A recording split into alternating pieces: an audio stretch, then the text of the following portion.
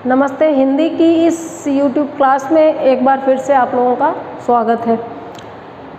बीते कुछ समय से हम लगातार इस तरह से डिजिटल प्लेटफॉर्म पे पढ़ रहे हैं। ये एक तरह से सार्थक संकेत, सकारात्मक संकेत भी है कि परिस्थितियाँ बदलती है तो उसके अकॉर्डिंग हम भी बदल जाते हैं। जब हमारे पास क्लासरूम फैसिलिटी थी तो हम उस तरह बैठकर पढ़ते थे। अब इस पेंडेमिक ने हमें एक दूसरे से सोशल डिस्टेंसिंग पे रहना सिखा दिया, तो हम क्लास में आकर इस तरह से आपसे रूबरू हो रहे हैं। और मैं पढ़ाते वक्त पूरी तरह आप लोगों से कनेक्ट रहती हूँ। मुझे पूरा भरोसा रहता है कि ये वैसी ही क्लास है जैसी क्लास आमतौर पे शुरू से होती थी और मेरे सामने मेरे स्टूडेंट्स बैठे हैं। हम लोग इसी क्रम में कभी फर्स्ट ईयर की बात करते हैं, कभी सेकेंड ईयर की, कभी फाइनल की। तो आज हम लोग बीए फाइनल के फर्स्ट पेपर की बात करेंगे। बीए फाइनल के फर्स्ट पेपर में 2 किताबें मुझे पढ़ानी है। एक का नाम है आधुनिक काव्य संकलन, ये मुक्तक है, और दूसरी किताब है शंबुक, वो खंड काव्य है। अगर मुक्तक और खंड काव्य की किताब हमारे यहाँ चलती है तो इसका मतलब ये है कि मुक्तक क्या है, इसके स्वरूप और विशेषताओं को भी हमें पढ़ना है। खंड काव्य क्या है, इसके स्वरूप और विशेषताओं को भी हमें पढ़ना है। उसके लिए मैंने अलग से 2 पृथक वीडियो यूट्यूब पर डाले थे आप लोगों की सुविधा के लिए। आज हम लोग आधुनिक काव्य संकलन में से हमारे अंतिम कवि नंदकिशोर आचार्य पर बात करेंगे। अंतिम कवि है नंदकिशोर आचार्य।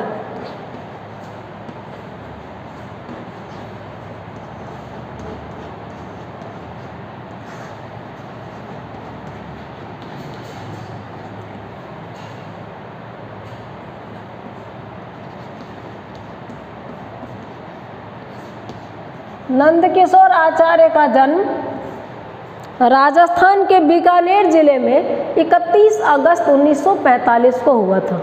कोई कवि कब जन्मा, कब चला गया, ये मायने नहीं रखता।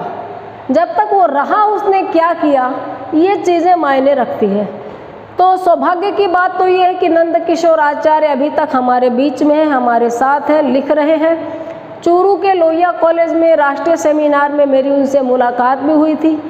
संप्रति वो हैदराबाद में है। उसके पहले गांधी विश्वविद्यालय वर्धा से जुड़े हुए थे, गांधी अंतर्राष्ट्रीय विश्वविद्यालय। जल है जहाँ, बारिश में खंडहर इत्यादि इनके काव्य संकलन है। हस्तिनापुर और देहांतर इत्यादि इनके नाटक हैं। हस्तिनापुर नाटक हम बीए पार्ट सेकंड में पढ़ भी रहे हैं। ये नाटक हम बीए पार्ट सेकंड में पढ़ रहे हैं, इस पर मैं अलग से चर्चा करूंगी। अभी हमारे यहाँ इनकी कुछ कविताएं चलती है, बहुत छोटी छोटी कविताएं चलती है। उन कविताओं को मैं व्याख्या के संदर्भ में पढ़ाऊंगी। फिलहाल हमें इनका कवि कर्म पढ़ना है। अज्ञेय के संपादकत्व में 4 सप्तक प्रकाशित हुए थे। 1943 में 1943 में पहला सप्तक आया था, 1951 में दूसरा सप्तक आया था, 1959 में 59 में तीसरा सप्तक आया था, और 1979 में चौथा और आखिरी सप्तक आया था। ये चौथे सप्तक के अत्यंत महत्वपूर्ण कवि थे। चौथे सप्तक के बहुत से कवि बाद में हमें कहीं नज़र नहीं आए, लेकिन बड़े हर्ष की बात है कि नंदकिशोर आचार्य 79 के सप्तक में थे और आज 2020 में भी हमें दिखते हैं, लिख रहे हैं, सक्रिय हैं। इनके लेखन में सबसे खास बातों में है राजस्थान की भावभूमि का समायोजन। राजस्थान के लिए 2 चीज़ें बहुत ज़रूरी है, बारिश और रेत। रेत यहाँ के परिवेश की पहचान है। साहित्यकारों ने खूब महिमा मंडन किया है, गायन किया है। वो जो नॉस्टैल्जिया है वो नहीं है इनके काव्य में। यथार्थ में रेत से जो जुड़ाव है वो है। और दूसरा बारिश और पानी। बारिश, पानी, रेत, बवंडर, बगुले, इनका जो शब्द चित्र, शब्दों के बिंब इनके काव्य में बिखरे पड़े हैं जगह जगह, वो हर बार नया एहसास दिलाते हैं, रिपीटेशन नहीं लगता, दोहराव नहीं लगता। जैसे पंत की प्रकृति की कविताओं में दोहराव नहीं लगता, वैसे नंदकिशोर आचार्य की कविताओं में इतने शब्द चित्र बारिश और रेत पर आए हैं, दोहराव नहीं लगता, बल्कि आप कहीं उन धोरों में लपेटे हुए से महसूस करते हो खुद को। इसके अलावा इनकी कविताओं में खासियत है, चिंतन करते, अपनी कविताओं के माध्यम से ये दर्शन को प्रस्तुत करते हैं, अपनी कविताओं के माध्यम से ये बौद्धिकता को स्पष्ट करते हैं। आज की जो जिंदगी है उसमें मनुष्य का अकेलापन, उसका अकेलापन, उसका अजनबीपन, और शहरी जीवन में हाईवे की सड़कों की तरह सबके काम आते हुए भी पसरी पड़ी जिंदगी नंदकिशोर आचार्य की कविताओं में दिखाई देती है। शहर कितने निर्मम है अपनी ही सड़कों के प्रति, लोग कितने निर्मम है अपने ही फ्लैटमेट्स के प्रति, जिंदगी कितनी कठोर है अपने ही अंदर रहने वाले लोगों के प्रति। ये सब नंदकिशोर आचार्य की कविताओं में बहुत शिद्दत से महसूस किया जा सकता है। तो रेत और पानी के बिंब,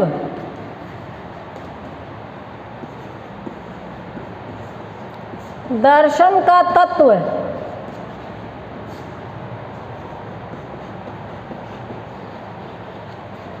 बौद्धिक विमर्श,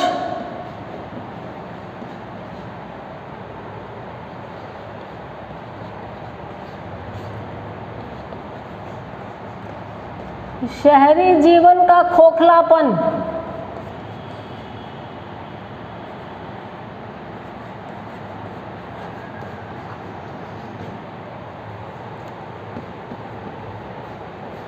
प्रेम की एकांगिकता,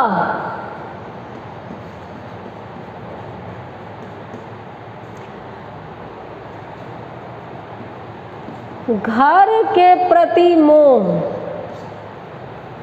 ये इनकी कविताओं के कुछ खास बिंदु हैं। इनकी एक कविता है घरौंदा, बहुत पसंद की कविता है मेरी।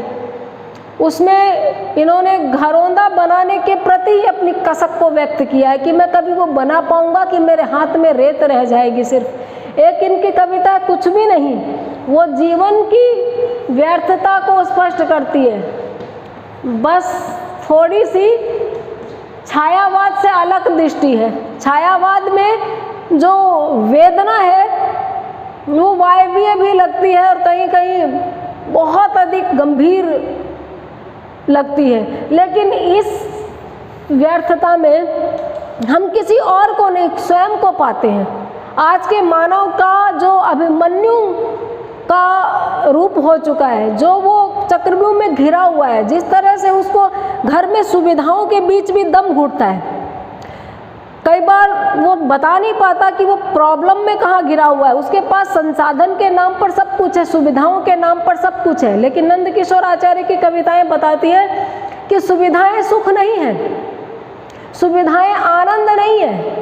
तो इनकी कविताओं में हमें जो चीज़ें मिलती हैं, रेत और पानी के बिंब, दर्शन का तत्व, बौद्धिक विमर्श, शहरी जीवन का खोखलापन, प्रेम की एकांगिकता, जीवन की व्यर्थता, घर के प्रति मोह, ये अन्य कवियों से इन्हें एक प्रकार से विशिष्ट बनाती है। समकालीन कविता के कवियों में ये नोटिस किए गए।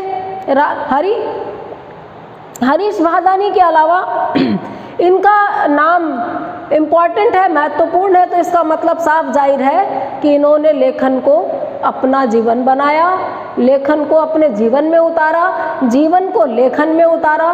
तो जीवन और लेखन जो घुला मिला हुआ है इनके काव्य में, वो सबसे ज़्यादा सगा लगता है, घनिष्ठ लगता है, अपना लगता है। इस प्रकार से आज हमने एक बड़े प्रश्न का उत्तर नंदकिशोर आचार्य के काव्य की विशेषताओं के रूप में किया। अगर ये प्रश्न 2 नंबर का आए तो हमें कॉमा लगा के 4-5 ही लिखना, इतना नहीं लिखना। अगर ये प्रश्न 20 नंबर का आया तो हम प्रत्येक प्रश्न को पॉइंट वाइज बना के फिर उसको डील कर देंगे, उसको थोड़े से शब्दों में विस्तृत रूप से बता देंगे। इस प्रकार से आज हमने नंदकिशोर आचार्य पे बात की। आज इतना ही, फिर हम दूसरे कवि के बारे में अगले वीडियो में बात करेंगे। धन्यवाद।